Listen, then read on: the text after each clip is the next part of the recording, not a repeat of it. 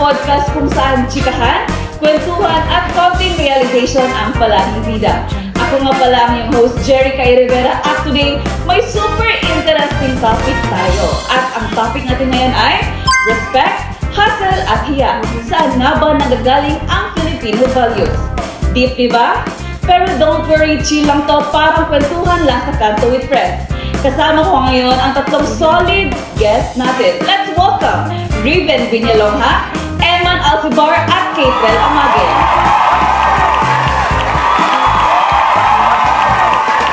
Okay guys, quick lang isang word or phrase. Kapag sinabi kong Filipino values, anong unang pumapasok sa isip nyo? That's a good question, no? Para sa akin, it's respect. Lalo na para sa ating mga elders. Especially yung po at of the culture natin. Yes, so ako naman yun, no, is yung hustle. Yung kahit mahirap is lalaban pa rin para sa pamilya. Sa akin nga, yung may pakialam ka sa sabihin ng iba, minsan good, minsan stressful. That's nice, no? But now, simulan muna natin sa respect. Riven, tingin mo ba natutunan to or pinapanganak na tayo na may ganitong value? Feeling ko, natutunan talaga siya. Especially sa ating mga magulang, no?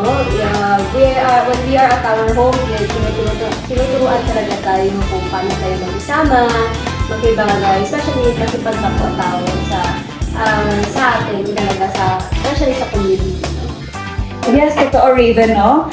Ikaw naman, Heman, pagiging hustle culture, saan mo ba nakita ka sa pagiging isang Pinoy? Everywhere, sa mga parents natin, sa mga students, sa mga OFWs, na para bang nakaprogram na sa atin na bawal tayo sumuko kahit pagod na. So, parang survival mode, pero may puso. Katrel, pag-usapan naman natin ngayon ang hiya. For you, positive ba siya or negative? Both good siya, kasi may boundaries ka.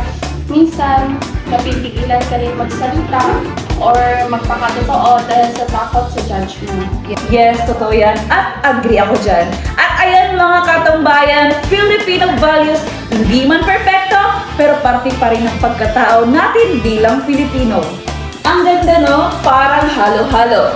Raven, ang respect ay galing sa pamilya at ikaw naman, Eman, ang hustle ay galing sa realidad ng buhay. Kay Kate naman, ang hiya galing sa kultura at pakikisama. Before we end, one last question. Sa tingin niyo ba, our dear guests, mahalaga pa rin ba ang mga values ito sa generation natin ngayon? Yes, pero dapat may balance.